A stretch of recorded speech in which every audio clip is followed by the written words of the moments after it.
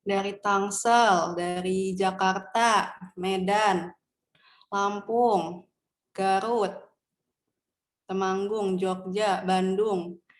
Jauh-jauh banget ya. Kita di regionnya Tangerang Selatan, tapi ternyata kita bisa reach out sampai jauh banget. Ada yang dari Batam juga, Cirebon,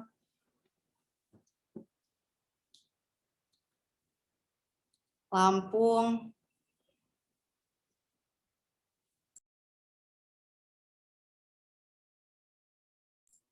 dari Kalimantan, Bekasi.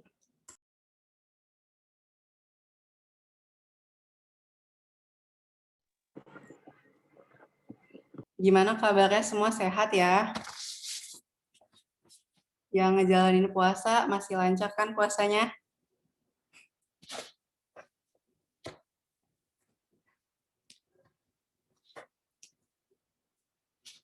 Masih. Ya udah, oke, kita mulai aja.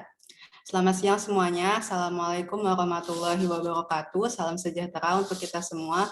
Shalom, Om Swastiastu, Nama Budaya, Salam Kebajikan. Perkenalkan, nama aku Fazidul dari Farzanggi. Di sini aku bertindak sebagai moderator menggantikan Najwa Cika karena kebetulan beliau sedang berhalangan hadir karena ada urusan keluarga yang mendadak.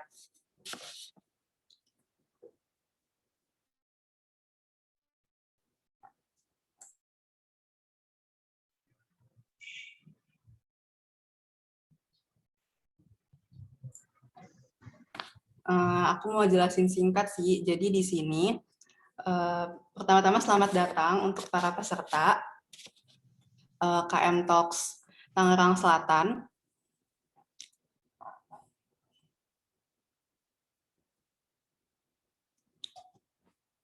Jadi di sini kita akan membawakan tema yang berjudul Scholarship, SI Training, dan Workshop. Jadi workshop ini masih merupakan serangkaian acara dari Kejar Mimpi Talks Tangsel yang keempat. Jadi sebelumnya kita menyelenggarain webinar juga di tanggal 11. Kita mengundang Kalangit Biru dan Kak Syadila Syahrul. Di situ mereka menjelaskan tentang bagaimana pengalaman mereka dan apa saja persyaratan untuk mendapatkan beasiswa. Nah, di workshop kali ini kita mengundang Kak Belinda Azahra untuk menjelaskan juga mengenai persiapan beasiswa dan lebih spesifik lagi menjelaskan gambaran tentang bagaimana cara membuat esai yang baik. Boleh di next. Jadi di sini kita punya rundown acara. Yang pertama ada opening oleh moderator, sambutan oleh leader Kejar Mimpi Tangerang Selatan. Selanjutnya ada pemaparan materi, ada live activity berupa bedah esai, dilanjutkan dengan sesi tanya jawab, ada sesi foto bersama, dan selanjutnya yang terakhir adalah announcement dan closing.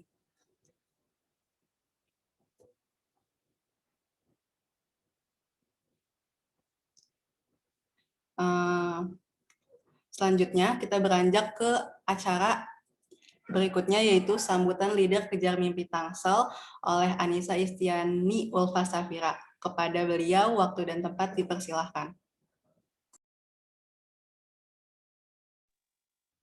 Oke, Bismillahirrahmanirrahim. Assalamualaikum warahmatullahi wabarakatuh. Salam sejahtera buat kita semua. Teman-teman kenalin, nama aku kalau biasanya dipanggilnya Ispa ya. Itu singkat dari usia kita. Aku tahun ini sih baru. Oke, halo semuanya.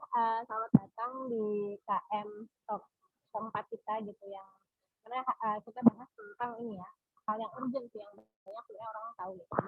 Ini sambil menunggu mungkin nanti akan banyak lagi teman-teman yang join gitu, dan pasti teman-teman yang udah hadir tolong simak baik-baik karena ini sebuah ilmu yang sebenarnya kayak langka sih. Karena kan emang kita belajar dari yang sudah pernah lolos gitu, dan kakak yang kita undang kali ini gitu kan wah jelas sekali gitu, kita biasa dan itulah berbicara terkait dengan saya gitu. Aku mau cerita sedikit karena aku backgroundnya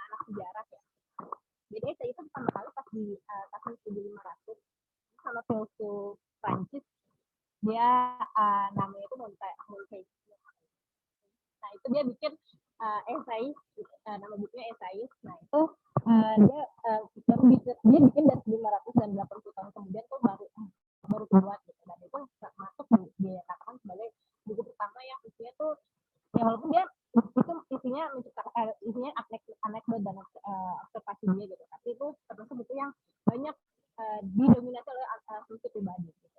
Nah terkait dengan esai gitu, kenapa pentingnya esai dan kenapa esai menjadi sebuah kelulusan gitu kan, salah satu di scholarship atau tes lainnya gitu, karena perusahaan atau tujuan instansi yang kita tuju itu kan ya gimana pemikiran kita gitu, dan pemikiran kita itu, pandangan kita itu tertuang di dalam esai gitu. Ya teman-teman nggak sekedar menulis ya, tapi ada tekniknya gitu, dan hari ini kita bakal coba belajar gitu bareng-bareng sama tes. Sekarang lebih jelas? Gimana Fadza, suaranya udah jelas? Udah jelas, Kak. Salah headset. Oke, gini ya. Lebih jelas nggak? Lebih jelas, Kak. Lebih jelas ya. Oke.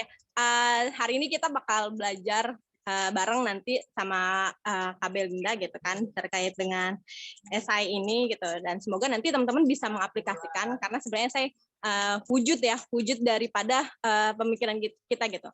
Orang yang mau kita tuju, instansi yang mau kita tuju gitu, itu bakal ngelihat bagaimana cara kita berpikir, karakter kita itu hanya dari esai gitu, dan teman-teman nggak bisa seasal nulis snap atau caption gitu, tapi ya itu ada seninya gitu. Dan ini kita bakal belajar bareng. And for the you just joining us, welcome semuanya. Oke, terima kasih Fadza. Kembali kepada moderator. Oke. Terima kasih banyak Kak Isfa atas sambutannya.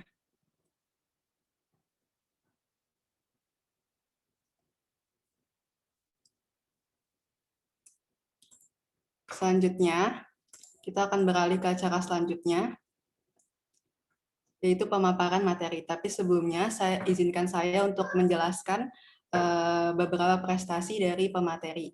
Jadi, Kak Belinda Azhara ini memiliki banyak prestasi. Yang pertama ada award di XL Future Leaders Batch 8, Key Account Intern at Unilever Indonesia, Strategy and Operation in Kinobi Asia, Development Associate in Advis Lab, YSEALE Futurepreneur Awardee by US Government Mission to ASEAN, Best Policymakers in Young ASEAN Leaders Initiatives, dan mahasiswa akuntansi Universitas Indonesia. Halo Kak Belinda. Halo, kedengeran nggak suaraku? Kedengeran Kak. Oke, bagus. Gimana Kak, apa kabar? Baik, ini yang pada puasa gimana? Lapar nggak? Aku sih lapar. Sabar, 12 jam lagi, 6 jam. 6 jam. Lumayan. Oke, ini aku langsung bisa share screen ya? Oke, bisa Kak. Oke, aku share screen ya. Oke. Oh, sorry.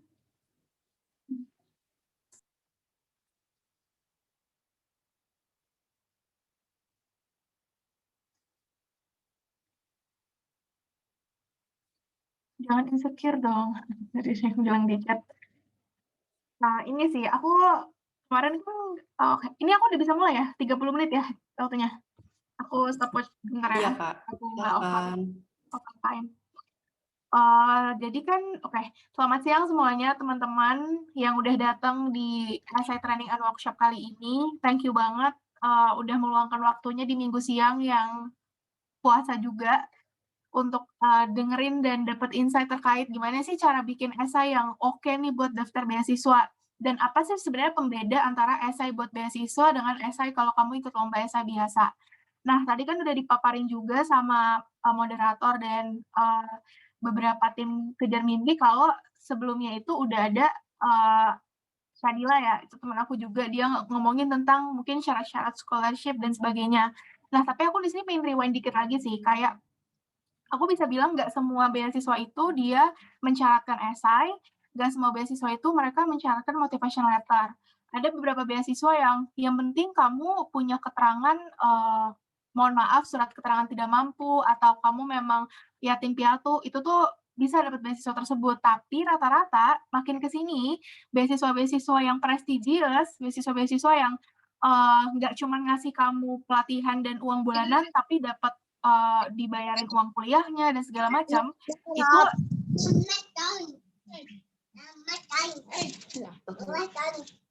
Selamat ulang tahun. Bang Jack Manges itu. oke, ada yang bocor ya. Ya, semakin beasiswanya itu prestigious, semakin beasiswanya itu apa? Kasih banyak kemudahan, kayak misalnya dibayarin uang kuliahnya sampai lulus segala macam, makin banyak juga syaratnya. Makanya di sini aku compile syarat pengajuan beasiswa yang benar-benar selengkap apa sih gitu. Nah, ini ada 8. Nah, sekarang kita kan lebih ke arah, aku pingin bahas motivation letter, cover letter, recommendation letter, sama essay. Karena aku bisa bilang ini salah satu hal yang krusial juga sebagai persyaratan beasiswa. Karena bener banget tadi yang moderator bilang dan ketua KM Tangsel bilang juga ketika penyeleksi beasiswa ini melihat aplikasi kalian di level administratif itu tuh kadang CV nggak cukup. Kamu punya CV yang luar biasa tapi kamu nulis motivation letter dan essay yang kurang baik, ya itu nggak lulus juga gitu. Jadi harus balance. Nah, makanya sekarang aku pingin ngomongin essay dulu nih, khusus untuk yang beasiswa ini. Nah, tapi di sini aku pingin nih. Jadi aku pingin lebih ini sih, emphasize gitu. Ada 2 jenis essay dalam beasiswa. Ada pemberi beasiswa yang pingin kita itu bikin suatu essay dari tema yang dia kasih. Misalnya dia ngasih tema bikin essay tentang perkembangan perekonomian di Indonesia. Ya udah, kamu bikin essay hampir sama kayak kamu ikut lomba essay, ada tema tertentu, kamu disuruh bikin essay. Tapi ada juga pemberi beasiswa yang dia bilang suruh bikin essay tentang personality kamu, bikin essay tentang pengalaman kepemimpinan kamu yang paling terbaik, dan ketika ada masalah tuh gimana cara kamu menghadapinya. Jadi ada 2 jenis gitu kalau setahu aku sampai sekarang ya. Ada yang dia minta essay-nya itu lebih ke arah nge-assess kamu itu dalam mengolah berita-berita sehari-hari itu bisa nggak sih ditulis dalam bentuk tulisan essay, atau dia pengen tahu kamu lebih lanjut lewat essay personality. Nah, aku nggak bisa bilang banyakan mana beasiswa yang minta yang essay yang jenis pertama atau kedua, tapi dua-duanya ada. Jadi kenapa enggak untuk pelajarin dua-duanya kan. Nah, sekarang aku pengen kasih training tentang hal tersebut dari 2 aspek itu, yang personality sama yang tentang suatu isu. Nah, nanti aku akan kasih contoh juga 2 esai aku, yang satu tuh pas aplikasi beasiswanya CIMB Niaga, satu lagi itu pas beasiswa Bank Indonesia. Jadi kalau yang beasiswa Bank Indonesia itu dia lebih ke arah pengen tahu personality sama career plan. Kalian pasti sering banget kan kayak disuruh bikin career plan untuk daftar beasiswa, apalagi beasiswa bank dan pemerintahan. Nah, ntar aku akan breakdown juga di situ sama workshop. Aku juga udah pilih tadi motivation letter-nya, aku lupa namanya siapa, Fatimah kalau nggak salah, untuk di breakdown juga di sesi live session. Nah, sekarang aku pengen ngomongin essay dulu. Sebenarnya essay itu apa sih? Ya, teman-teman pasti tahu lah, essay itu opini atau pendapat. Kamu nyari data untuk memperkuat opini atau pendapat kamu. Essay itu beda sama paper, karena paper itu lebih saintifik dan beasiswa nggak ada, setahu aku nggak ada pernah yang nyuruh kamu bikin paper. Tapi ada juga beasiswa yang punya kayak kalau kamu punya portofolio, kamu boleh include portofolio kamu di aplikasi beasiswanya. Nah, portofolio itu bisa jadi adalah paper-paper yang pernah kamu bikin, esai-esai yang pernah kamu bikin untuk lomba, sertifikat-sertifikat kamu menang lomba esai, menang lomba paper, itu bisa dimasukin ke portofolio. Tapi nggak semua beasiswa sih, jadi tergantung. Tapi rata-rata beasiswa besar, kalau kita sebut beasiswa Bank Indonesia, beasiswa CIMB Niaga, beasiswa SEA Scholarship, yang emang bayarin uang kuliah kamu, ngasih uang bulanan, pokoknya yang oke lah, benefitnya tuh biasanya minta portofolio. Dan satu lagi sama LinkedIn. Kalian kalau misalnya udah punya LinkedIn, coba percantik lagi LinkedIn-nya. nggak cuma ngisi kamu sebagai apa dan dari mana, tapi isi juga deskripsinya kamu ngapain di situ gitu. Terus kalau yang belum punya LinkedIn, semoga cepat-cepat bikin LinkedIn habis ini, karena kadang portofolio link itu juga termasuk LinkedIn link-nya. Jadi masukin portofolio link kamu beserta LinkedIn kamu gitu. Jadi biasanya LinkedIn itu diasosiasikan dengan portofolio kamu. Tapi kalau portofolio yang biasa, aku biasanya nih, aku merasa portofolio itu value added-nya banyak, karena penyeleksi bisa tahu kalau kamu tuh orangnya, apa namanya, kayak mungkin high achiever atau kamu sangat passionate terhadap bidang kamu, misalnya nulis, atau kamu suka desain, fotografi, atau apapun itu masukin di portofolio. Masukinnya gimana? Ya udah masukin aja, di Word, terus kamu PDF-in, jadilah portofolio gitu. Nah, di sini aku lebih pingin emphasize nih, kayak kalau misalnya esai yang kamu disuruh bikin atas suatu isu, di sini aku pengen lebih bahas lebih lanjut. Jadi, biasanya kalau di beasiswa itu, maksimal pasti kalau nggak 1.000 kata, biasanya maksimal tuh 500 kata atau 1.000 kata atau 1.500. Aku belum pernah lihat sih ada beasiswa yang minta kamu bikin esai dengan maksimal lebih dari 1.500 kata. 1.500 kata itu berapa ya? Mungkin kayak 4 sampai 45 halaman lah ya gitu. Tapi itu maksimal. Jadi kamu kalau bikin yang di bawah itu juga nggak apa-apa. Nah, cuma strukturnya gimana sih? Ini khusus untuk esai yang kamu disuruh bikin esai terhadap suatu isu ya.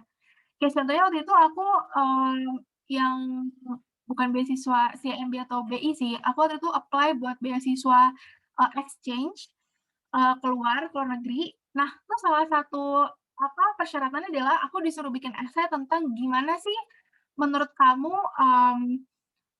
perkembangan hubungan bilateral antara Indonesia dan Korea Selatan, karena waktu itu aku apply beasiswa exchange-nya untuk ke Korea Selatan. Aku disuruh bikin esai tentang itu gitu, maksimal 1.000 kata. Gimana sih caranya hanya dengan 1.000 kata kalian bisa membuat suatu esai yang outstanding.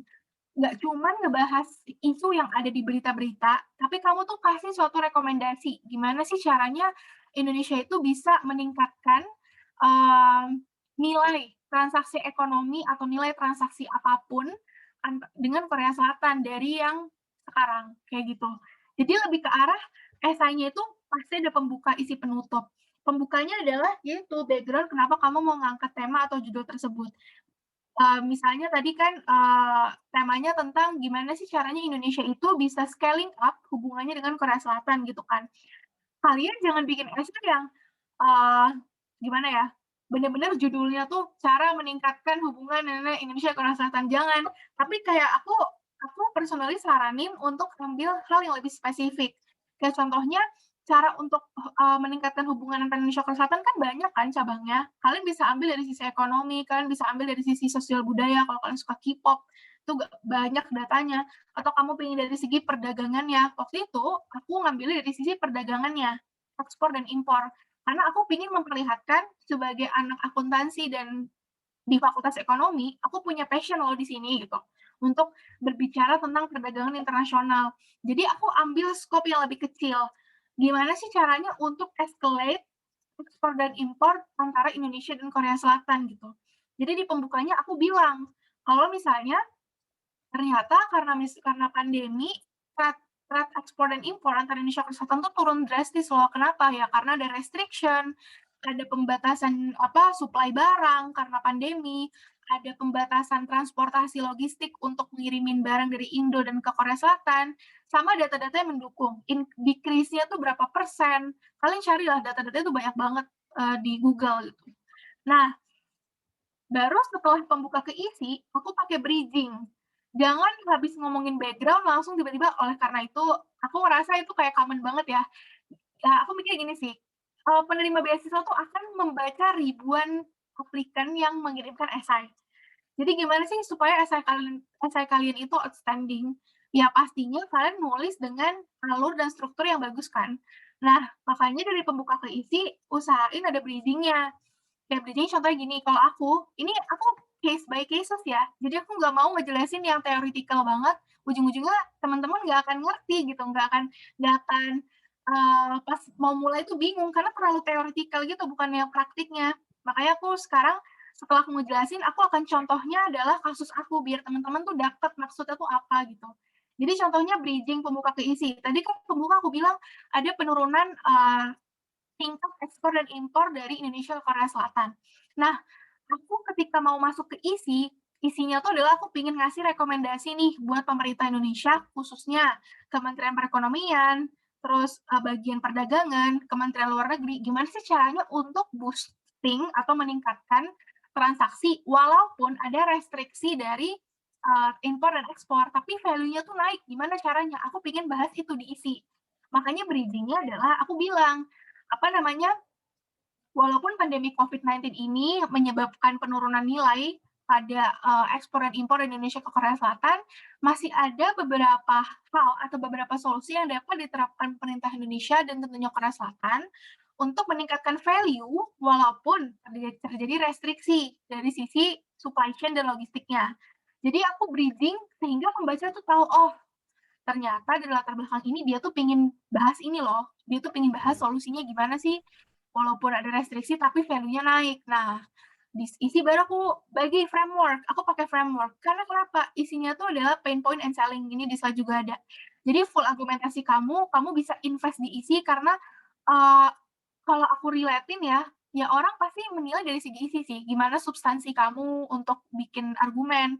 Karena kan kalau latar belakang kan kamu dibantu sama Google ya, kamu dibantu sama data, ya udah kamu citasi beberapa latar belakang atau data yang support argumen kamu. Tapi kalau di sini kan full argumen kamu, gimana cara kamu mengolah data dan membuat suatu solusi atas permasalahan yang kamu tuangkan di bagian pembuka. Nah, using framework is a plus point. Kenapa? Jadi kalau kalian contoh nih ya, kalau di aku bikin solusi di isi, solusi gimana caranya meningkatkan value walaupun ada penurunan transaksi ekspor impor. Gimana sih caranya? Aku bukan pakai poin yang pertama, kementerian ini harus gini, kedua, kementerian harus gini, enggak. Aku bikin bukan tabel sih, aku bikin framework tuh, aku bikin di slides, kotak gitu.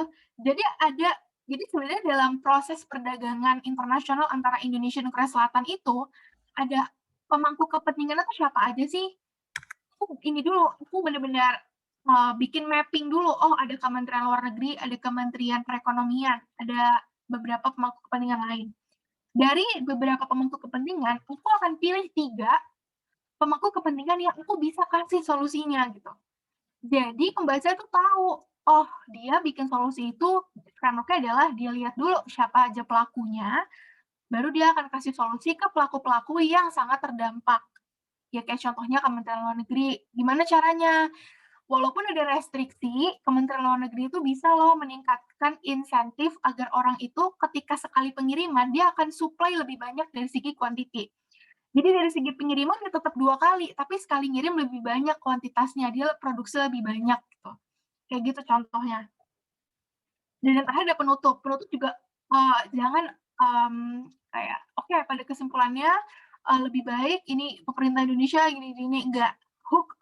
Hook up itu adalah kamu kasih satu statement yang punch up gitu. Kamu kasih satu statement yang bikin pembaca itu kayak, wah ternyata apa yang dia tulis di bagian pembuka sama isi itu worthy banget untuk dilakuin gitu. Ya kayak contohnya nih, aku bilang di penutup, kalau ternyata ketika solusi ini diimplementasikan, kenaikan signifikan dari ekspor dan impor Indonesia Korea Selatan itu bisa mencapai berapa persen, tapi tetap kamu based on data. Jadi kayak misalnya aku lihat datanya ketika kan Indonesia sama China yang lagi gencar kan. Jadi kalau Indonesia China gencar itu dia bisa naikin 60% rising up value setiap dia bertransaksi. Nah, aku benchmark dari situ. Kalau Indonesia sama Korea Selatan bisa juga untuk melakukan solusi ini, bisa 60% naik gitu.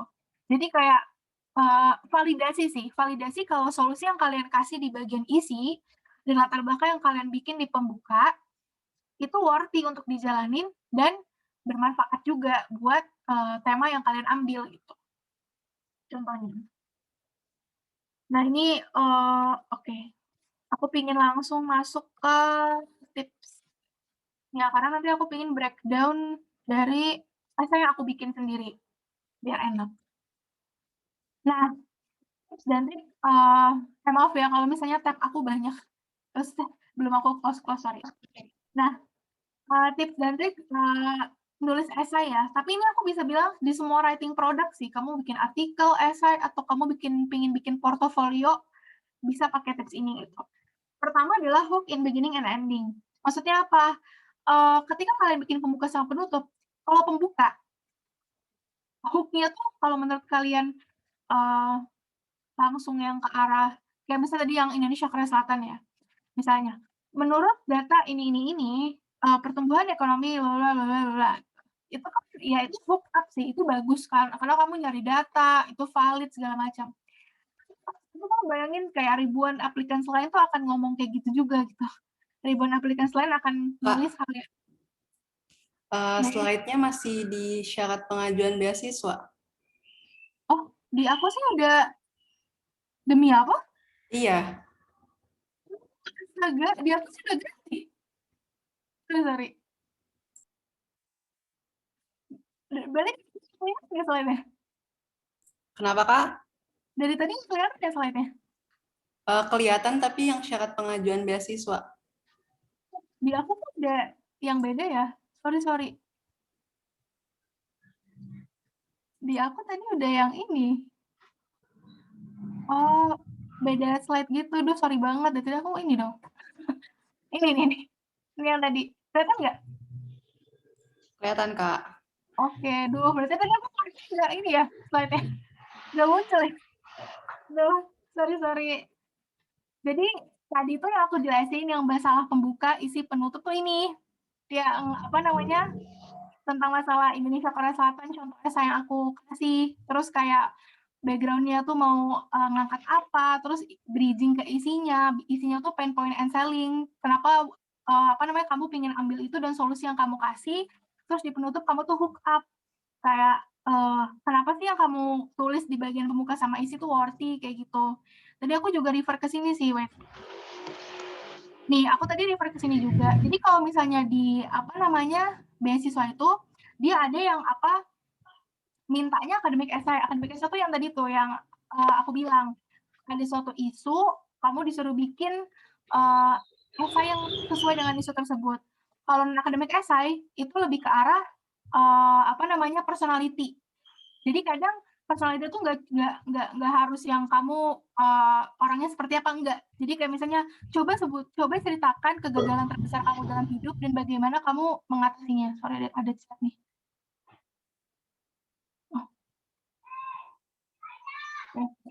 Gimana caranya kamu mengatasi kegagalan terbesar kamu tersebut, kayak gitu. Itu non akademik. Tapi ada juga yang short essay. Essay itu kamu ngisi form, tapi di formnya tuh ada part kamu harus jawab panjang. Itu beda lagi. Nah, aku nanti pengen tunjukin yang ini nih, yang short essay, tapi bentuknya di Word. Itu motivation letter sih. Motivation letter tuh lebih ke arah non akademik essay. Kenapa? Karena motivation letter kan lebih ke arah apa sih motivasi kamu untuk apply beasiswa ini, apa yang ingin kamu dapat dan apa yang ingin kamu kontribusikan ke beasiswa yang kamu apply. Sama career plan. Nanti aku tunjukin juga career plan tuh gimana. Yang oke. Itu sih yang tadi yang kelewat. Sorry ya. Apa? Screen-nya nggak ke ini ya. Nggak kelihatan. Nah, ini tips dan trik. Di aku sih tinggal 11 menit lagi. Jadi ini mungkin agak emphasize aja dikit. Tips dan triknya gimana sih? Yang pertama, hook in beginning and ending. Tadi aku bilang, kalau kamu ngomongin di awal menurut data, bla bla bla, ya itu ribuan aplikasi lain juga ngomong gitu kan. Coba kamu tuh kasih yang lebih unik gitu. Kayak contohnya nih, kalau aku waktu itu bilang di awal tuh aku kutip, terus aku miringin gitu. Percakapan antara orang-orang yang beli produk Korea, kosmetik dan makanan gitu. Kayak misalnya, tahu nggak sih itu udah rilis loh hari ini produk Korea ini udah rilis hari ini gitu. Bikin kayak gitu, aku miringin percakapan terus bawahnya aku baru kasih. Percakapan tersebut adalah hal-hal yang paling sering kita dengar saat ini. Kenapa? Karena hype-nya Korea Selatan beserta dengan produk-produk dan entertainment-nya masuk Indonesia telah merajai beberapa pasar dan sebagainya. Jadi nge-hook itu nggak harus pakai data yang wah biar kelihatan pinter gue pakai data deh yang persen-persen, enggak.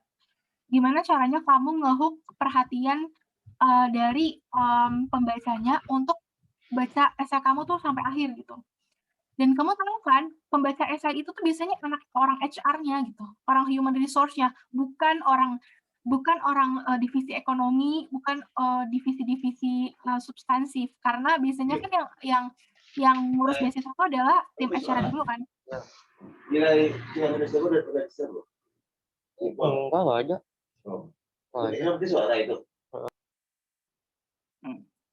Oke, bocor lagi. Oke. Nah, habis itu yang tadi aku bilang, bikin hook yang anti mainstream. Gak harus, karena kadang aku nemu beberapa kasus kayak, tapi kok kalau nggak pakai data gitu nanti kelihatannya kurang ini ya, kurang scientific gitu, kurang database. Enggak, tenang aja. Kalau kamu di awalnya menarik, tapi kamu bawa banyak data di bagian pendahuluan isi itu, ya si pembaca atau HR akan tahu kalau kamu tuh tipe yang tetap memakai data dalam esai kamu gitu. Karena yang baca tuh bukan tim teknisnya sih, bukan tim substansinya, yang baca tuh HR. Tahu kan kalau HR itu biasanya personality yang outgoing, orang yang tertarik terhadap hal-hal yang anti mainstream. Aku sih mikirnya gitu. Nah, ending-nya juga tadi aku bilang penutup nge-hook-nya itu selain kamu validasi kalau yang kamu teliti itu worthy di bagian isi dan latar belakang, bisa juga kayak gini, pakai quotes, itu bisa juga. Atau pakai kata-kata lain, kata kutipan dari orang. Misalnya, tadi aku bilang ya, aku bikin tentang gimana caranya untuk ningkatin value-nya gitu, untuk ekspor impor. Aku ngutip kata-kata dari Presiden Jokowi. Kalau misalnya ekonomi Indonesia tuh bergantung pada bla bla bla bla bla. Jadi aku tuh kayak nge-hook kalau udah nih solusi gue nih paket komplit gitu. Orang Jokowi aja udah bilang kayak gitu contohnya. Kayak gitu. Terus yang kedua using framework yang aku bilang tadi di bagian isi, jangan terlalu ngejabarin pakai poin-poin, ngejabarin aja gitu, jangan, tapi pakai framework sih. Biar pembaca dan HR tuh lebih ngerti kamu tuh struktur nulisnya tuh seperti apa. Atau struktur kamu mencari solusi itu seperti apa. Terus yang ketiga konsultasi, ini penting sih. Kamu kalau bisa konsultasi ke orang-orang yang udah pernah dapat beasiswa yang pengen kamu apply. Kamu pengen apply beasiswa BI, kamu konsultasi ke orang yang udah dapat beasiswa BI. Karena dia tahu selera orang-orang BI yang seleksi itu esainya tuh maunya kayak gimana. Atau kalau kamu bisa minta esai dia yang udah lulus, itu oke banget juga. Jadi kamu bisa menyamakan pace, ritme, dan kayak sesubstantif apa sih esai yang dibuat, atau esainya tuh lebih ke arah ya udah eksploratif aja, nggak harus yang data banget gitu. Itu tergantung masing-masing dari siswa. Makanya konsultasi ke yang udah pernah dapat itu oke banget sih. Terus yang keempat, proofread jangan sampai ada typo, ada nyalin tanpa kasih sumber atau masukin data, itu jangan sampai. Karena jangan meremehkan ini ya, jangan meremehkan penyeleksi beasiswa, karena biasanya juga dimasukin ke Turnitin. Turnitin itu apa? Turnitin itu yang buat ini ngecek plagiarism. Jadi kalau kamu masuk Turnitin, ntar ada persenannya, file kamu dimasukin Turnitin 80% misalnya hasilnya, berarti 80% tuh kamu nyalin sumber dan kamu nggak kasih sumber.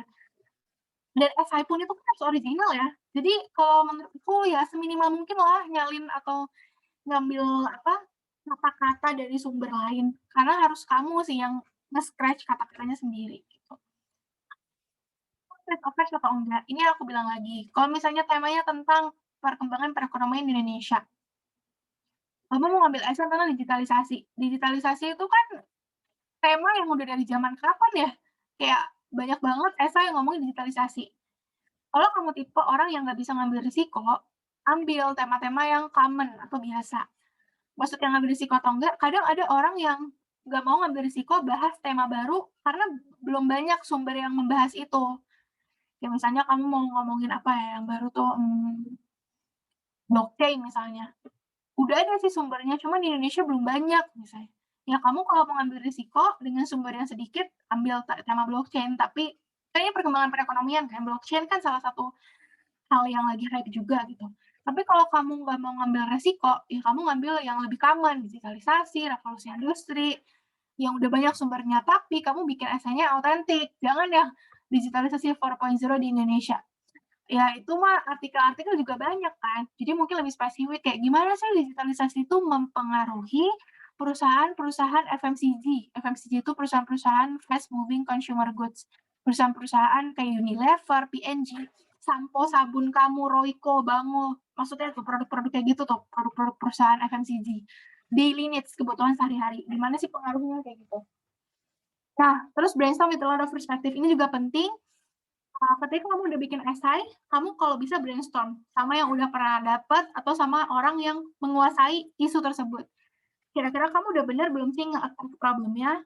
Kira-kira kamu udah oke belum sih untuk bikin solusinya? Kayak gitu. Jadi konsultasi sama brainstorm itu penting. Nah, ini nanti live session. Wah, itu ada chat. Kok panitia ngechat? Oke, 10 menit lagi ya. Ya, kok 3 menit sih? Oke. Nah, ini contohnya. Ini adalah motivation letter aku untuk apply beasiswa BI. Sorry. Benar ya.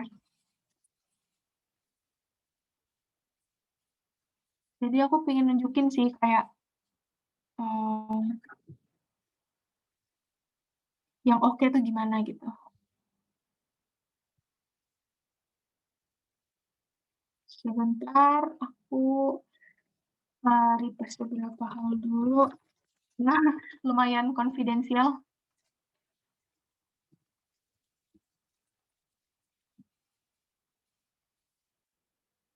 Oke. Oke, aku akan share screen lagi.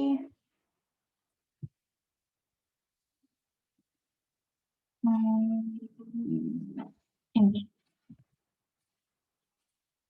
Oke, kelihatan kan ya. Nah, ini jadi tuh kalau beasiswa Bank Indonesia itu lumayan banget sih ininya, benefitnya. Mungkin Syadila atau yang pembicara yang kemarin udah ngomongin, tapi kalau aku rewind, kamu tiap bulan dapat uang, terus uang, kalau nggak salah, ya uang kuliah juga. Tapi kalau nggak salah sih, iya harus tahun kedua sih, harus semester 4 ke atas. Gitu. Ini contohnya. Jadi, beasiswa Bank Indonesia itu mensyaratkan 2 hal. Jadi kalau waktu itu aku apply 2, beasiswa IMB Niaga sama beasiswa Bank Indonesia. Dari segi benefit, jujur lebih menguntungkan beasiswa CIMB Niaga ya, karena itu kan privat ya, bank swasta gitu, bank global. Jadi mungkin dari segi funding untuk beasiswanya lebih banyak, makanya benefitnya lebih oke. Aku apply 2. Mungkin ini tips juga ya, kan kalau apply beasiswa ya 1 doang, apply banyak, kayak semuanya aja apply. Tapi tetap prioritas. Lihat timeline-nya juga. Nah, aku itu tuh prioritasnya adalah beasiswa CIMB Niaga, kedua baru beasiswa BI. Karena target aku adalah aku pingin kuliahnya dibayarin, dapat fasilitas laptop gitu-gitu, sama dapat uang bulanan juga, sama pelatihan gitu-gitu. Nah, lebih oke yang CIMB Niaga. Tergantung target kamu mau targetin dapat beasiswa itu buat apa? Kalau aku sih jujur aku cuannya, aku duitnya, gimana bantu aku pas kuliah. Makanya aku prioritas pertama CIMB baru BI. Pas banget timeline-nya adalah setelah pengumuman CIMB Niaga baru pengumuman Bank Indonesia. Jadi ketika aku dapat CIMB Niaga, aku nggak akan ngambil beasiswa Bank Indonesia. Kayak gitu. Jadi perhatiin juga sih timeline-nya. Kalau kamu prioritasnya misalnya nih, prioritas kamu beasiswa Bank Indonesia dulu baru CIMB Niaga. Tapi beasiswa CIMB Niaga dulu yang pengumuman, itu bakal dilema. Karena ketika kamu tahu misalnya kamu lulus CIMB Niaga, terus kamu harus konfirmasi kamu bakal ambil beasiswa itu atau enggak sebelum beasiswa Bank Indonesia pengumumannya muncul. Sulit kan? Kalau kamu ninggalin yang CIMB Niaga, belum tentu yang BI-nya dapat. Tapi kalau ngambil CIMB, kan BI-nya harus dilepas. Nah, itu dilema sih sebenarnya. Jadi, ya itu diskusi sama orang tua, teman, atau siapapun itu yang bisa jadi pertimbangan kamu gitu. Mendingan yang mana ya dari segi, oh ya beasiswa tuh nggak cuma dari segi uang yang kamu dapat, pelatihan enggak ya. Karir juga sekarang. Kamu dapat beasiswa CIMB atau beasiswa BI, kamu akan dapat jalur karir yang lebih mudah dibanding applicants lain. Karena ya namanya perusahaan atau BI, ngasih kamu uang untuk kuliah lebih baik. Ya mereka mau ketika kamu lulus, kamu kan berkualitas nih, ya masuk ke perusahaan mereka dong, kayak gitu. Jadi itu salah satu investasi mereka juga ngasih beasiswa agar mereka bisa punya talent yang oke juga ketika kita udah lulus nanti dan masuk perusahaan mereka. Nah, ini contohnya BI. Ada juga nih CMB, nanti aku tunjukin. Kalau di Bank Indonesia itu ada 2, personal statement sama career plan. Masing-masing tuh 1 halaman sih, ya maksimal 1 halaman, 1 pages. Nah, di sini aku persiapannya adalah tentu dia beasiswa Bank Indonesia Program Selection Team. Karena waktu itu aku punya unggulan, kalau unggulan itu bahasa Inggris, kalau yang reguler itu bahasa Indonesia. Tapi aku contohnya yang Inggris ya. Nah, ngehooknya adalah born in secluded region in Sumatera. Lahir di daerah terpencil di daerah Sumatera, salah satu kayak villages di Batam. Aku orang Batam BTW. Tapi aku dulu sekolahnya SMP-nya di Insan Cendekia Madani. Kalian tahu kan ya? Harusnya tahu sih. Dan SMA-nya itu di Man Insan Cendekia Serpong. Aku dulu di situ. Itu di Tangsel kan, di BSD. Jadi aku 6 tahun tuh di Tangsel. Nah, apa namanya, aku bilang, doesn't ever stop me to dream big and have a strong vision in life. Aku ngehooknya pakai ini, walaupun aku lahir di daerah terpencil, aku punya strong vision dan punya mimpi besar di hidup aku. Baru aku bilang, I'm Belinda Zahra, 5th semester student in accounting major and economic and business faculty University of Indonesia. Jadi aku ngehook dari privilege yang aku nggak punya. Privilege negatif sih ya. Privilege negatif, aku lahir di daerah terpencil, nggak ada akses pendidikan yang baik segala macam. Aku bounce back. Tapi aku punya visi yang kuat dalam hidup aku gitu. Aku langsung memperkenalkan diri, aku dari mana, kuliah di mana. Terus aku bilang, ini kan aku jujur ya, sorry, aku nggak bisa share ini, dokumen ini, tapi kalian bisa screenshot. Jadi kalau mau screenshot aja. During junior high school year in Tanzania, I decided that I have to move to Jakarta. Aku ceritain sedikit background hidupku. Karena ini personal statement. Beda sama esai yang ngomongin suatu isu yang tadi aku kasih tips and trick-nya di slide. Kalau ini lebih ke area personality yang non-akademik. Di pertama, di paragraf awal, aku bilang nih, nanti junior high school I decided to have to move to Jakarta. Aku cerita, 2012 tuh aku pindah ke Jakarta, karena aku pingin dapat better quality of education. Cerita gimana background aku membentuk diri aku yang sekarang. Sorry ada chat lagi. Screenshot di laptop gimana Kak? Harusnya di print screen sih, kayak tulisan gitu, print screen di laptop kamu. Atau kamu foto pakai HP. Sorry banget aku nggak bisa share, karena ini lumayan confidential sih Motlet-nya. Nah, habis itu aku bilang, those experience shape me to be a skillful person. Experience yang aku dapat dari pindah ke Jakarta, dari independently living, aku hidup sendiri, segala macam, itu membentuk aku untuk menjadi orang yang skillful, ya punya banyak skill, in the field that I want to expert, gitu-gitu. Jadi ya, tapi kalau dari privilege yang aku nggak dapat, aku tuh jadi orang yang seperti ini. Nah, yang kedua, suddenly, during my years at University of Indonesia, aku merasa kalau aku tuh kayak kurang dapat tools atau alat untuk bikin aku tuh lebih terakselerasi gitu, untuk mendapatkan achievement dan segala macam. Nah, aku bilang, answer-nya adalah beasiswa Bank Indonesia ini. Nah, kenapa aku bilang, di sini aku bilang I don't have any fit mentor guidance, karena di beasiswa Bank Indonesia itu kamu akan dapat banyak workshop, kamu akan dapat banyak guidance gitu. Kamu akan dapat beberapa mentor-mentor yang oke kayak gitu. Nah, terus habis itu, makanya di paragraf kedua tuh aku lebih ke arah apa sih alasan aku kenapa aku itu nggak kenapa aku tuh butuh beasiswa ini ya. Aku bilang aku kekurangan mentor, aku kekurangan guidance, di mana beasiswa Bank Indonesia itu memberikan fasilitas tersebut. Nah, aku juga bilang kalau misalnya visi dan comprehensive career plan aku tuh ngapain sih kayak gitu. Nah, aku bilang aku pengen di economical policy making, ya relate lah. Beasiswa Bank Indonesia tuh kan ngatur kebijakan, ngatur kebijakan perekonomian gitu-gitu ya. Kamu bisa ngomong kalau kamu tuh punya aspirasi juga untuk kerja di field tersebut kayak gitu. Dan untuk sekarang, jadi ketika kamu punya visi tersebut, apa sih yang udah kamu lakukan ya? Aku bilang for the latest, I have making an effort. Jadi aku tuh udah berusaha loh untuk representing Indonesia, bla bla bla bla. Nah ini kayaknya udah aku remake deh, sorry ya. Nah, ini sorry banget kepotong kayaknya. Di akhir kamu nge-hook lagi. Therefore, I believe I deserve this scholarship, beasiswa Indonesia scholarship, to bla bla bla bla, untuk bikin kamu lebih tereksplorasi segala macam. Jadi kalau kesimpulan ada 4 paragraf karena cuma 1 halaman.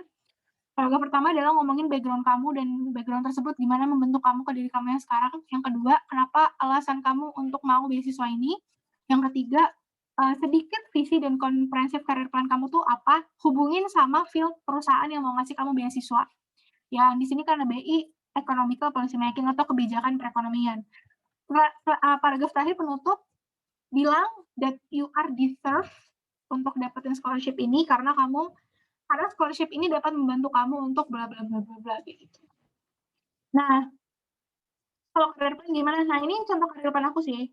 Jadi, aku tuh kalau bikin career plan, aku tuh nggak mau kata-kata doang. Aku bikin tabel.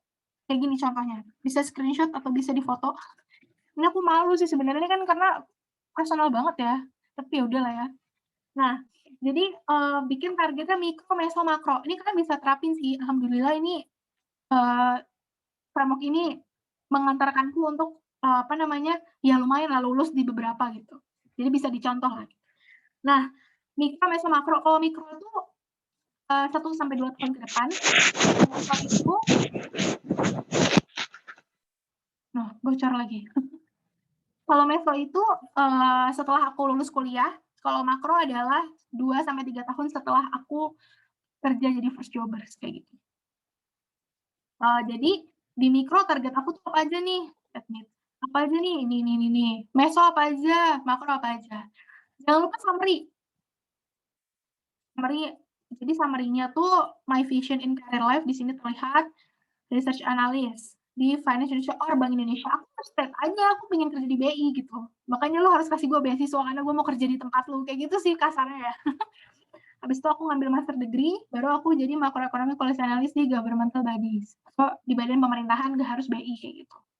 Ini contohnya sih. Contoh career plan kalian bisa bikin kayak gini, baru kalian lengkapin di sini. Lengkapin kalau misalnya kayak therefore I still have to dig bla bla bla bla, I believe that I deserve to bla bla bla bla kayak gitu. Nah, kayak gitu sih contohnya career plan. Nah, CMB Niaga, mana ya? Oh ini ya. Kebetulan aku ngambilnya CMB Niaga karena prioritas aku ini. Dan CMB Niaga itu stepnya jujur banyak. Jadi habis kamu ngisi form ini, itu adalah online test. Online test itu banyak, English, gym, matematik, gitu-gitu. Habis kamu online test, yang ketiga adalah kamu FGD, focus group discussion, sama calon penerima beasiswa lainnya. Terakhir adalah interview sama direktur-direkturnya, interview with BOD. Waktu itu aku interview sama vice presidennya CMB Niaga Malaysia. Ya, dia orang Malaysia setahu kayak gitu. Jadi lumayan banyak, maka aku bisa bilang gini sih, semakin rumit seleksinya, semakin banyak benefit yang kamu dapat sebagai penerima beasiswa. Itu sih poinnya. Kayak gitu. Nah, yang paling banyak gugur itu kalau di beasiswa CMB Niaga tuh di bagian ini, administrasi itu paling banyak gugur, sama di bagian interview akhir. Di bagian online test sama yang ketiga yang FGD nggak terlalu banyak. Jadi kalau waktu itu zaman aku tuh CMB Niaga tuh yang daftar 26.000 orang, bayangin 26.000 semuanya pengen dapat beasiswa, tapi yang keterima cuma 50. Itu berapa tuh keketatannya? Kayak gitulah ya. Nah, ini contohnya, ini formulirnya ini sama nih. M ya, anak sejarah mimpi. Oh ya? Belum muncul slide-nya. Oke. Jangan tadi yang BI juga enggak? Apa udah tadi? Yang BI? Yang Bank Indonesia muncul nggak tadi? Muncul, Kak. Oke. Ini yang kejar mimpi nih. Kalian kan KM nih. Nah, kalau buka lagi bisa tuh apply. Ini aku kasih tips dan triknya sedikit. Jadi 26.000 itu 50 yang keterima. Jadi cepat banget kan. Nah, ini formulirnya. Ini data pribadi biasa. Kalian isi aja. Terus ini sih pendidikan.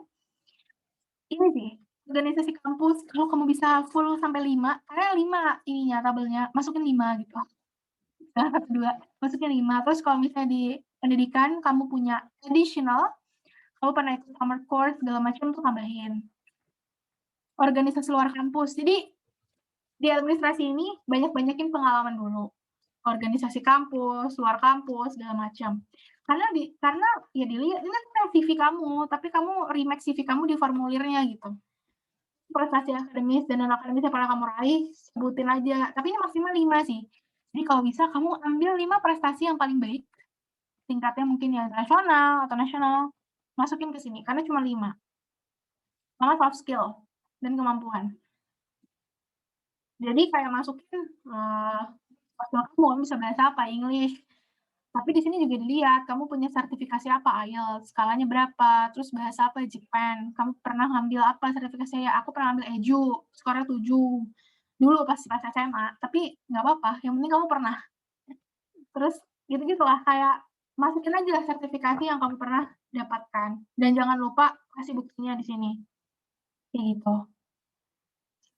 Nah, ini enak nih, kalau online gini tuh banyak banget courses yang gratis kan. Banyakin ambil courses aja di sini. Beda-beda, misalnya kamu ngambil courses pertama di Coursera, kamu ngambil yang kedua misalnya di IBM, gitu. Ini juga di sini tuh di akhir tuh ada ini nih, mengapa Anda tertarik untuk mengikuti program bisnis SMB Niaga? Dan itu peraturannya tuh nggak boleh melebihi halaman yang disediakan sih, 5 halaman. Nah, teman aku yang daftar juga, kan lumayan banyak kan daftarnya. Ya udah dia ngomong mengapa Anda cuma 2-3 kalimat aja gitu loh, 2-3 baris. Nah, aku bilang di sini kayak saya punya prinsip sejak dulu, jika ada kesempatan saya harus coba. Nah, aku juga bilang nih, aku anak KM Depok, bukan tahun lalu ya, ke tahun ini. KM Depok, aku dulu anak KM Depok, BTW. Jadi aku bilang juga nih, kalian sebagai anak KM Tangsel atau yang sering ikut kegiatan KM Tangsel bisa nih privilege ngomong kayak gini. Terlibat aktif di komunitas kerja LIPI cabang apa, sebagai apa, saya punya keyakinan bahwa besoknya tidak hanya membantu saya ini pencapaian. Namun mengatakan saya ke lingkungan bla bla bla bla. Jadi kalian punya privilege pernah berhubungan dengan CIMB Niaga lewat KM Kejar Mimpi atau lewat program-program yang mungkin mentorship sama Kak Maudi segala macam, itu bisa. Dan BTW, aku pas interview sama partner waktu itu yang vice president itu, aku bilang aku aktif di KM Depok, aku aktif di campaign-campaignnya CIMB, sama aku jadi mentinya Maudi Ayunda karena Maudi Ayunda adalah brand ambassador-nya. Aku pokoknya bilang hal-hal yang berhubungan dengan CIMB Niaga. Tapi nggak bohong, jangan bohong juga ya. Harus beneran gitu. Karena waktu zaman aku sampai share screen gitu loh pas interview. Kalau beneran nih, aku tuh aktif di KM Depok sebagai ini, aku campaign, aku mentinya Maudi Ayunda di program mentorship-nya dia tahun lalu, kayak gitu-gitu. Jangan bohong juga gitu. Itu sih sebenarnya untuk saya training and workshop. Kayaknya ini nggak SI banget ya, tapi aku pingin memberikan practical tips dan trik. Jadi aku langsung liatin aja lah aplikasi aku terus gimana gitu. Karena biasanya kalau di workshop biasa kan theoretical banget kan, dan nggak dapet gitu jatuhnya. Kayak gitu. Mungkin sekian dan sorry banget ya ininya share screen-nya agak error tadi. Gitu. Thank you. Oke Kak, makasih banyak Kak Belinda.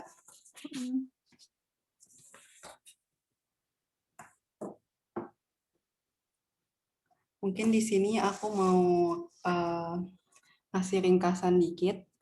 Jadi di esai itu ada 3 macam bentuk. Yang pertama ada academic essay, non-academic essay, dan answering essay. Jadi untuk academic essay kita harus nyari judul yang lebih spesifik daripada temanya di bagian isi. Kita harus bisa mengolah data, usahain mapping, jangan cuma per poin-poin. Terus ya kalau Kak Belinda sendiri itu ngambil 3 pemangku kepentingan, terus nanti di situ di breakdown masing-masing pemangku kepentingannya itu untuk solusinya itu apa. Terus di kesimpulan kita bisa ngasih kalimat yang punch up, yang bisa memberikan solusi, terus memvalidasi. Terus di personality, yang di non-akademik itu udah dijelasin sama Kak Belinda tentang yang BIK gimana, yang CIM Niaga gimana. Jadi gitu. Langsung aja kita ke sesi itu ya, bedah Esai ya, bener ya. Aku udah download tadi punyanya Fatimah. Fatimah nggak ya? Sorry. Wait. Aku close dulu biar nggak banyak. Oh, bukan Fatimah, sorry. Fatma Oriza. Ini motivation letternya, aku share screen dulu ya. Wait. Dia pingin daftar Women Beyond. Women Beyond punya temanku itu, siapa? Ya Cinta Safira. Nah, ini yang motivasi. Ada chatnya, aku takut panitia gitu sih, kayak berapa menit lagi gitu. Yang kasih pertanyaan dapat hadiah nggak panitia? Gitu. Nah, ini mah ada motivation letter punya Fatma. Mari kita ini ya. Ntar aku zoomin dulu.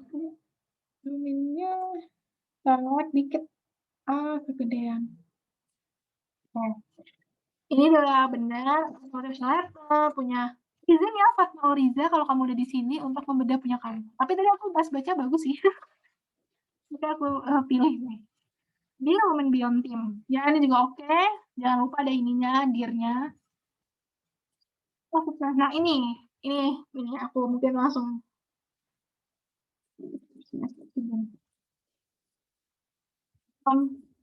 Kalau ngehook di awal, jangan langsung yang kayak ayam apa.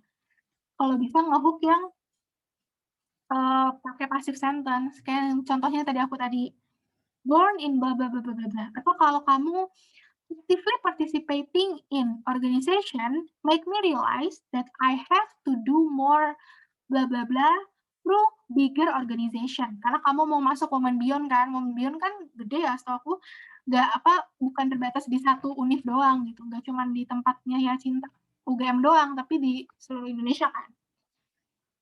Participating in organization and competition, also youth event, make me realize that I have to accelerate myself more concretely in a bigger organization.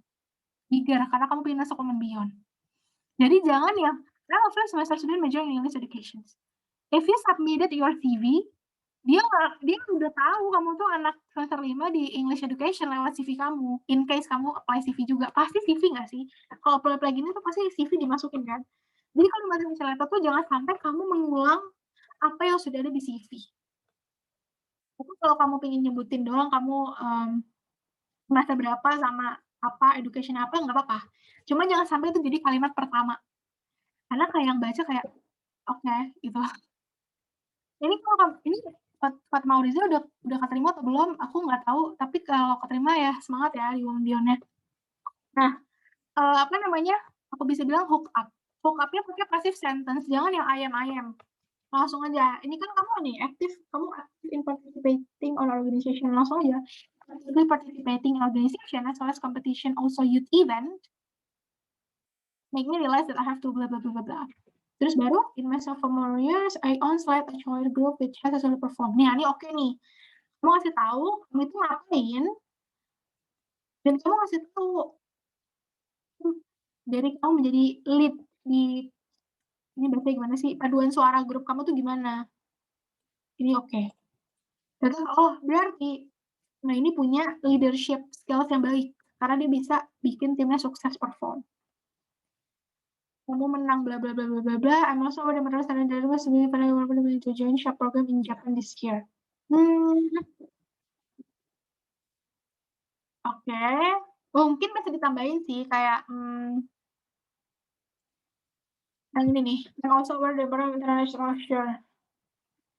Mungkin kamu bisa tambahin kayak kamu titik balik kamu ketika kamu aware terhadap international exposure itu apa? Mungkin kayak misalnya nih, I won the first place of some pecah-pecah competition talking about traditional and unfortunately, when I want to achieve more global achievement, which is international exposure event, kamu pernah gagal beberapa kali. So, karena kegagalan itu kamu lebih aware. I'm more aware the importance of international exposure as well. That brought me to finally achieve. Mungkin kayak finally kamu dapetin fully funded scholarship to join short program di Japan this year. Semangat ya, kamu udah di Jepang belum ada? Udah ke Jepang atau belum? Tapi kalau udah ya selamat.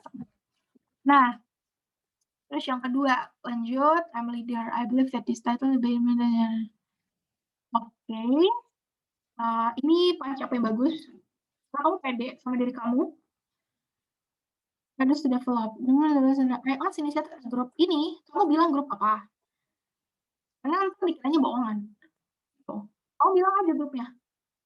Aku biasanya bilang grupnya apa, terus dalam kurung ini. Instagram, apa. Jadi kalau grupnya tuh punya buktinya, masukin di tanda kurung aja. Kayak gitu. Sharing session. Ini juga itu biar nggak terkesan dibuat-buat, kasih detail sih apa gitu. Dan jadi ini aku oke, ini bagus karena kamu ceritain pengalaman kamu untuk nge-encourage orang lain. Itu kan berarti kayak apa, personality kamu oke gitu. Dengan lebih better. I'm a teacher with sessions per week. Ini kamu teacher di mana?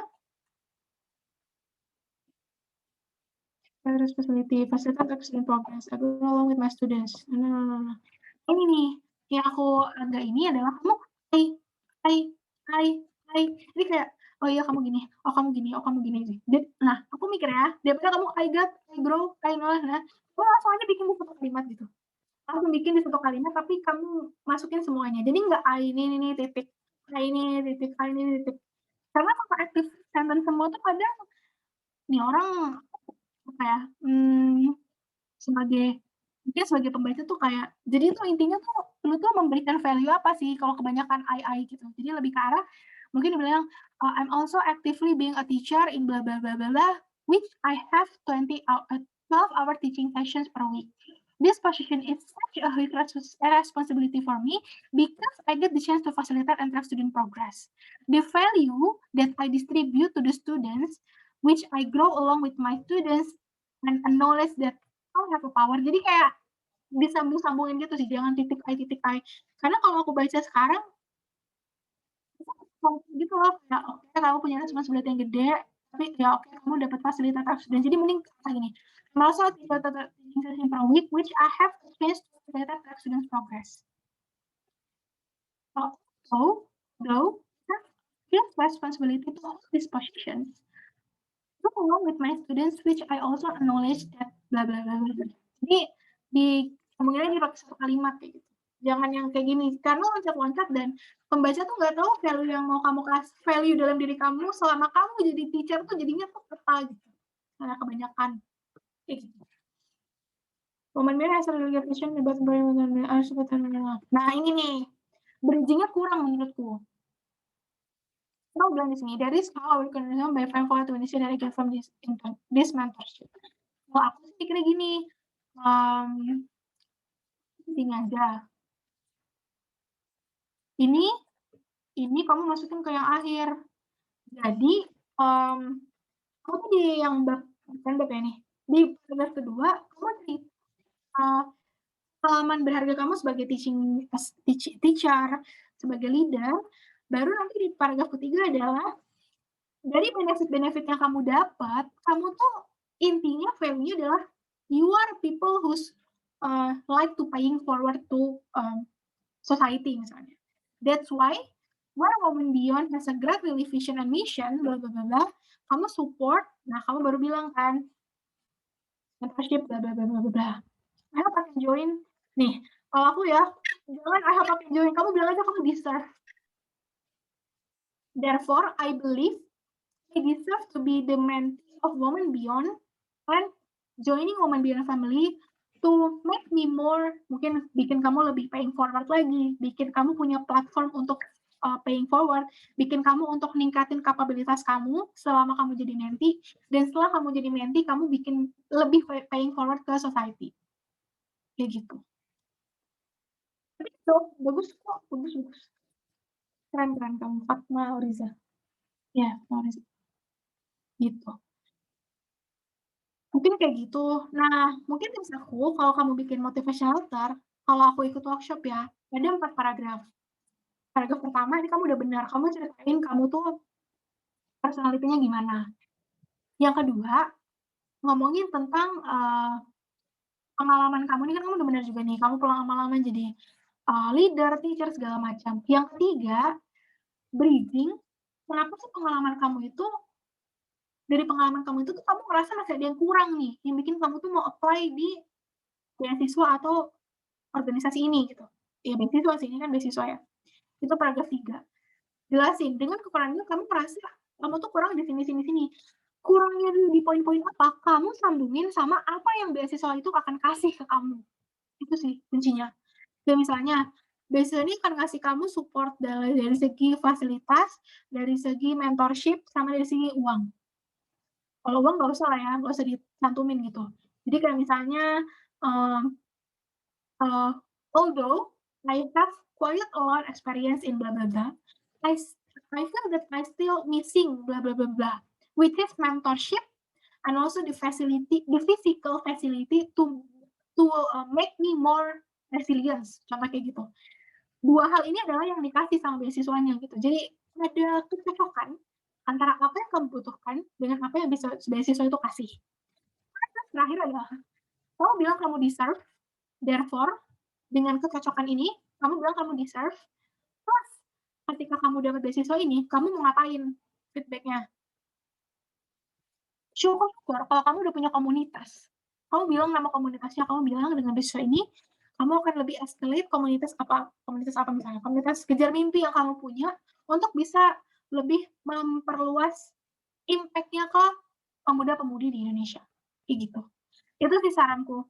Ini udah bagus, cuman mungkin strukturnya agak lompat-lompat. Jadi kayak, oke value orangnya seperti ini, terus kamu ngomongin pengalaman, oke value dia seperti ini, terus tiba-tiba women beyond, kayak gitu. Mungkin bisa di-arrange lagi sih strukturnya. Strukturnya aja yang mungkin, mmm, belum terlalu rapi. Tapi ini udah bagus kok. Oh, ini bahasa Inggris ya? Tips satu lagi kalau bahasa Inggris, kalian kalau bisa pakai kalian tuh kalau bisa pakai apa, Grammarly, nah pakai Grammarly sih. Sekarang kan mudah ya. Jangan sampai ada grammar error atau typo. Kalau pakai Grammarly itu bisa dideteksi kayak kamu grammar error atau typo, kayak gitu. Mungkin sekian live session-nya, semoga, dia bermanfaat. Oke Kak, terima kasih banyak untuk Kak Belinda Zahra yang sudah memaparkan materi dan membedah esai salah satu dari peserta. Jadi mungkin poin-poinnya yang pertama harus menggunakan tidak selalu menggunakan kalimat aktif ya. Jadi ada kalimat yang biar bisa elaborasi, terus selanjutnya sebutin institusi biar ada proof, biar gak dikira bohong.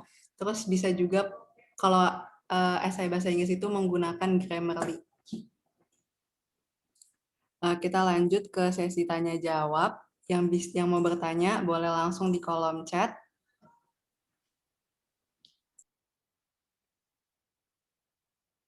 Ini udah banyak nih yang nanya. Ya, ini udah banyak beberapa pertanyaan. Aku bacain. Assalamualaikum warahmatullahi wabarakatuh. Selamat sore Kak Belinda, saya Rido. Izin bertanya, untuk esai yang Kak gunakan mendaftar beasiswa itu biasanya menceritakan tentang apa?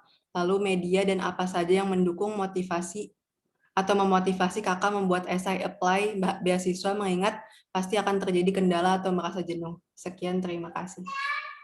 Ya, langsung aku jawab aja ya. Biasanya cerita tentang apa? Ini cerita tentang apa itu tergantung apa yang beasiswanya mau dari kamu gitu. Kalau beasiswa BI atau bank gitu-gitu biasanya tuh lebih ke arah personal statement.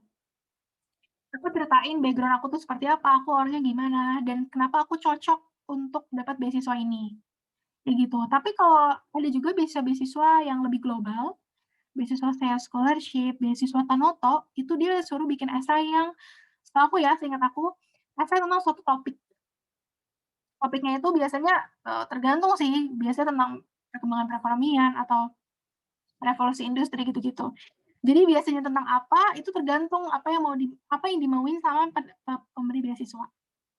Itu yang pertama, lalu media, festival bahasa. Aku selalu masukin IELTS. Nah, aku nggak bisa justify ya, apakah ketika kamu punya sertifikasi IELTS atau TOEFL itu bisa membuat kamu lebih mungkin diterima atau enggak, karena aku nggak pernah nilai beasiswa, tapi aku selalu cantumin IELTS atau TOEFL. Karena kalau kamu apply ke lembaga beasiswa yang global, bukan saya scholarship, Tanoto, Bank CIMB Niaga, itu kan mereka global kan, dan pas interview itu bahasa Inggris. Jadi ketika kamu punya certification, itu pasti lebih lebih ketika aplikasi lihat, oh ini punya IELTS nih, berarti nanti pas interview di tahap berikutnya bisa dong, karena with English, kayak gitu. Jadi, menurut aku kalau kamu belum pernah ambil tes TOEFL atau IELTS, ambil aja, nggak ada masalah juga. Tapi ada beda harga, kalau TOEFL tuh lebih murah, TOEFL tuh ratusan ribu, tapi kalau IELTS tuh 3 juta. IELTS itu sekali ngambil 3 juta, dan masa berlakunya cuma 2 tahun. Nggak ada bedanya kalau beasiswa di Indonesia, kamu submit TOEFL atau IELTS, tapi aku submit IELTS karena waktu itu aku apply exchange, makanya aku submit-nya IELTS, kayak gitu. Nah, apa saja mendukung motivasi kamu buat SIA atau beasiswa? Iya, jenuh sih pasti ya, apalagi kalau kamu tuh nggak apply 1 doang, kamu apply banyak, dan harus apply banyak ya teman-teman, jangan bergantung ke 1 application beasiswa. Ya namanya hidup kan nggak ada yang tahu kan, kamu akan keterima atau enggak. Jadi kalau kamu bisa, sebisa mungkin apply lebih dari 1, dengan ketentuan yang kamu penuhi. Jangan kamu apply beasiswa yang nggak kamu penuhi syaratnya. Contohnya, kamu apply beasiswa yang harus ada surat keterangan tidak mampu. Kalau kamu orang yang mampu, kamu nggak punya itu, ya jangan bikin surat keterangan tidak mampu, kayak gitu. Jadi harus sesuaiin dulu eligibility-nya. Karena aku punya banyak temen ya, yang nggak perlu dicontoh lah.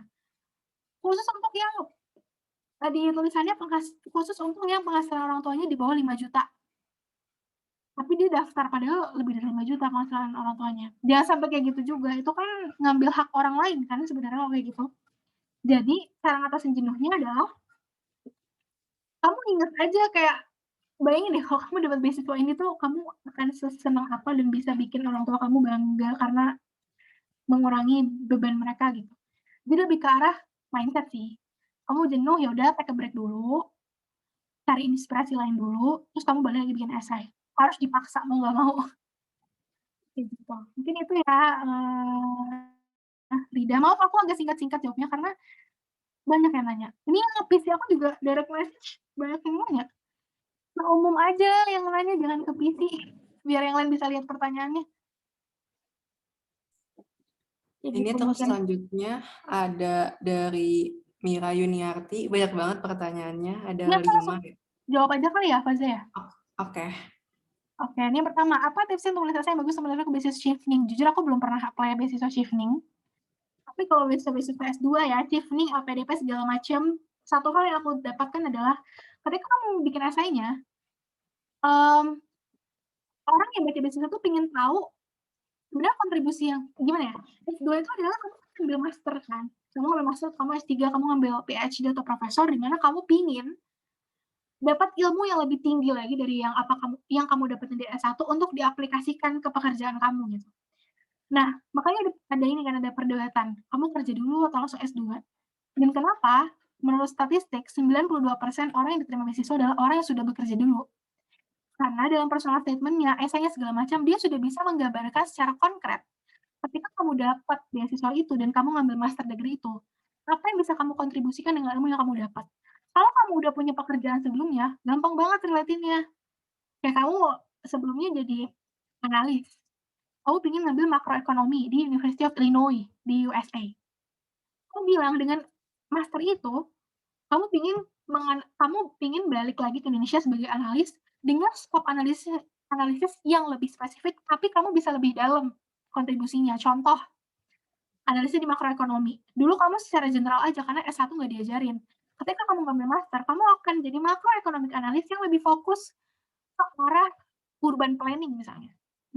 Gimana caranya tata kota atau urban planning di suatu provinsi itu bisa ningkatin GDP atau PDB, PDB, pendapatan daerah yang ada di provinsi tersebut.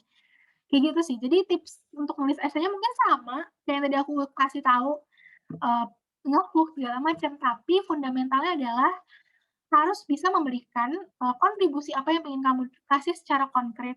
Kalau kamu nggak punya pekerjaan sebelumnya dan kamu langsung apply S2, sulit kan untuk untuk memberikan tulisan kayak kontribusi yang kamu kasih itu apa setelah kamu dapat beasiswa dan menjalani master degree tersebut, karena belum pernah nyemplung gitu di lapangan yang sebenarnya, seperti itu. Mungkin kayak gitu.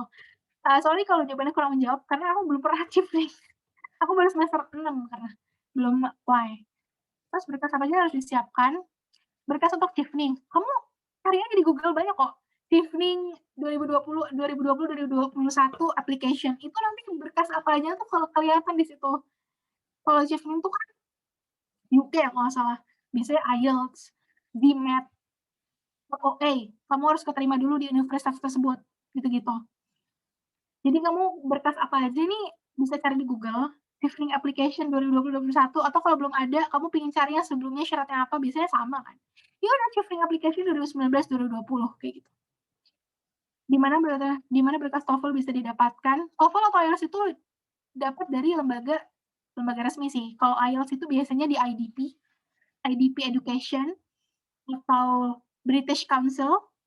Terus kalau TOEFL tuh lebih banyak lagi sih. Kamu balik lagi, ini pertanyaan yang bisa dicari Google sih. Kayak cari aja gitu lembaga TOEFL, kamu di daerah mana misalnya, lembaga TOEFL Bogor gitu. Ntar keluar banyak banget kok di Google, kayak gitu.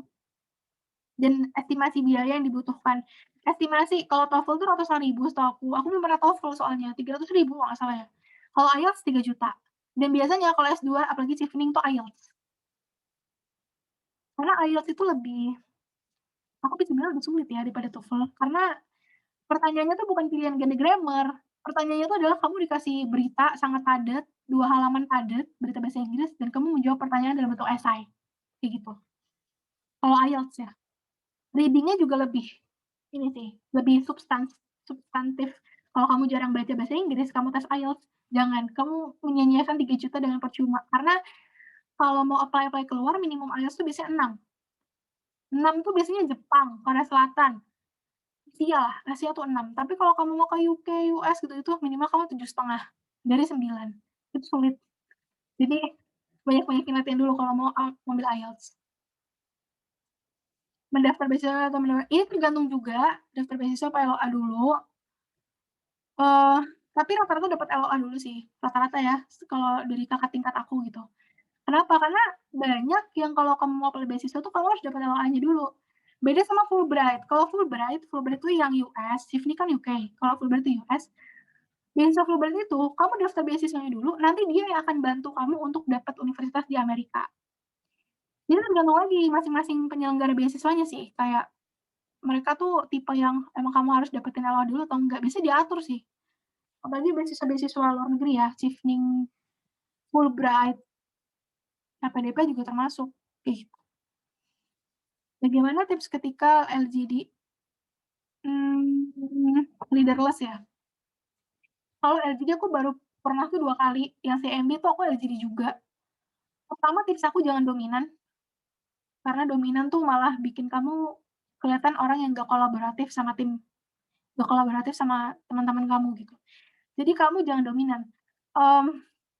Kamu boleh gimana ya, kayak leading the discussion, tapi ketika kamu leading itu berusaha untuk kolaborasi. Kayak misalnya, ketika udah selesai kasusnya dibacakan dan udah selesai, silahkan diskusi misalnya kata fasilitatornya.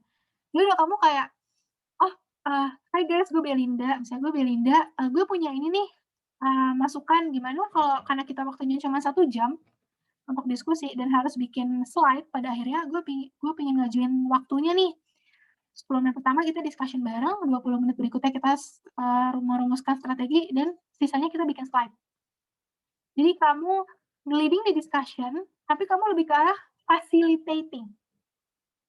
Tetap kolaborasi sama orang-orang yang ikut, kayak gitu. Apakah setiap persyaratan harus selalu disertai bukti pembayaran berupa jujur aku nggak tahu ya, aku bukan lembaga beasiswanya. Jadi persyaratan harus selalu dokumen, aku kurang tahu. Ini tergantung beasiswanya lagi sih. Kamu kalau mau daftar Chevening Fulbright gitu-gitu ya kamu tanya ke orang Chevening Fulbright-nya gitu. Karena ya beda-beda kan polisinya atau kebijakannya. Oh, ternyata sudah tidak bersertifikat. Nah ini sih kalau misalnya tauku ya, kalau kating-kating aku yang apply LPDP gitu-gitu harus ada sertifikatnya sih. nggak bisa foto doang, karena itu susah kan menjustifikasinya ini benar atau enggak, jangan lu cuma pura-pura foto doang gitu. Harus ada sertifikat. Jadi kalau bisa ikut-ikut kegiatan tuh mintain sertifikat, atau kamu ikut kegiatan yang memproduksi sertifikat. Maksudnya ketika kamu selesai kamu dapat sertifikat gitu. Poin utama, ini sebenarnya aku nggak pernah di posisi HR, tapi kalau aku bisa simpulkan, selain punya outstanding performance atau background, ini nggak bisa dipungkiri ya, bukan masalah privilege atau enggaknya, cuman background tuh menentukan bahkan di saat kamu kerja, kamu dari univ mana, kamu IPK-nya berapa, kamu pernah magang di mana, itu tuh ngaruh. Kalau S2 juga, kamu S1 di mana, kamu kerja di mana, itu ngaruh. Kata kakak tingkat aku ya, kakak tingkat aku yang apply LPDP. Tapi kalau yang kayak S1 di mana itu nggak terlalu ngaruh sih, lebih ke arah ini, kerjaan kamu setelah kamu lulus tuh kamu ngapain, apakah relate dengan jurusan yang pengen kamu, apply di master, dengan beasiswa yang kamu apply, kayak gitu. Tips and trik beasiswa LPDP, jujur aku bukan penerima beasiswa LPDP.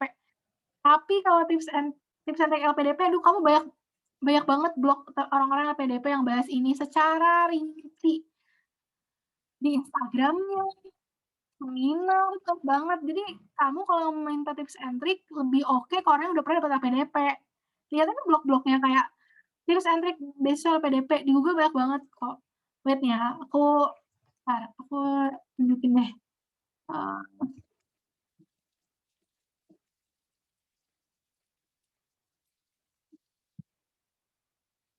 Nih, aku kalau misalnya aku share screen aja. Tinggal cari aja di Google. Udah banyak banget nih. Pengalaman, gimana cara 5 mahasiswa biar bisa lolos, gimana nih. Baca-baca aja, pasti dapat insight kok. Makin banyak. Tuh, YouTube-nya juga banyak banget. Di YouTube pun banyak banget yang bahas tuh dari administratif tuh terus satu-satu, itu banyak banget. Kalau kamu pengen apply Australia Award, KS, itu juga yang ngebahas banyak banget, nyampe dia tuh kayak pura-pura apply lagi untuk ngejelasin gimana sih caranya apply-nya gitu, banyak banget. Jadi manfaat Google, YouTube gitu untuk dapetin, tips dan trik nih. Tips dan trik mendapatkan beasiswa AS, Fulbright, LPDP, tinggal kita kumpulkan, kayak gitu. Jadi mungkin itu sih yang membuat pertanyaan. Ya karena aku bukan penerima LPDP, jadi aku nggak bisa memberikan jawaban. Oke Kak, terima kasih banyak. Mungkin untuk sesi tanya jawab kita cukupkan karena ada keterbatasan waktu. Selanjutnya kita beralih ke sesi foto bersama. Kepada para partisipan boleh untuk dibuka kameranya.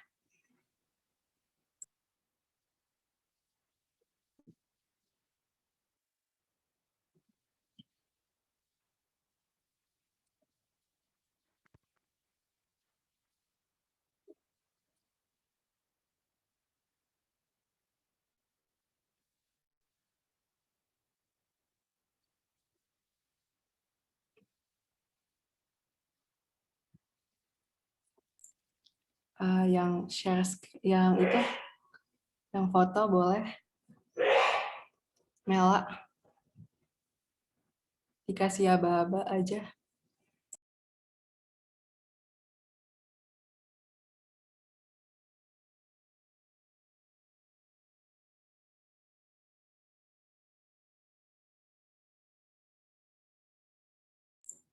Atau aba-aba dari aku ya. Oke, siap ya semua. 1, 2, 3. Sekali lagi. 1, 2, 3. Sekali lagi. 1, 2, 3. Oke, makasih semuanya. Terima kasih juga kepada Kak Belinda untuk waktunya dan pemaparan yang sangat komprehensif. Selanjutnya, aku mau nge-share dikit tentang beberapa hal. Yang pertama, para peserta bisa banget nih buat posting insight atau kesan-pesan yang kamu dapat dari webinar ini di Instagram. Bisa banget nge-tag @kejarmimpi-tangsel dan @kejarmimpi-id. Bisa juga tag Kak Belinda. Next. Ya, di sini juga kita ada form feedback, bisa banget buat diisi.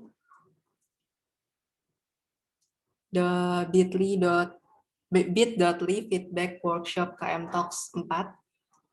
Next. Ini sekaligus link absensi ya, teman-teman. Ya, ini sekaligus link absensi. Next. Stay connected with us di Instagram kita @kejarmimpi.tangsel, di LinkedIn kita Kejar Mimpi Tangerang Selatan, dan di YouTube kita Kejar Mimpi Tangerang Selatan.